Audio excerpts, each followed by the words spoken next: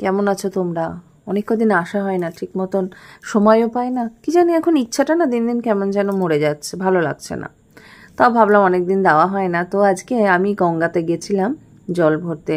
কারণ সোমবার দিন ছিল, আসছে সোমবার, তোমার বছরের প্রথম শ্রাবণ মাসের প্রথম সোমবার, তো বাবার মাথায় তো জল ঢালতে হবে, সেই কারণে ভাবলাম গঙ্গার জলটা শেষ হয়ে গিয়েছিল, আর অনেকদিন গঙ্গাতে যাওয়াও হয় না। ভাবলাম হেঁটে হেঁটেই যাব, কিন্তু সেদিন পড়ে গিয়ে পায়ে একটু চোট পেয়েছি। এসে দেখি রাস্তা বন্ধ, মেন রাস্তা মানে গঙ্গার ঘাটে যাওয়ার রাস্তাটা, ওই দিক দিয়ে ঘুরে আসতে হলো। কারণ এখানে রিপেয়ারিং হচ্ছে, সিঁড়িগুলোকে বাধাই করা হচ্ছে। দেখেছো গঙ্গাতে কি পরিমাণ জল বেড়েছে, চারিদিকে জলে টইটুম্বুর।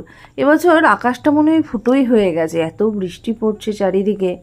আমার না খুব একটা বৃষ্টি ভালো লাগে না, বাড়িঘরের পরিস্থিতিও খুব খারাপ, চারিদিকে জল চুইয়ে পড়ছে। আসলে আমরা যেখানে থাকি সেটা অনেক দিনের পুরনো কোয়ার্টার, সে যাই হোক।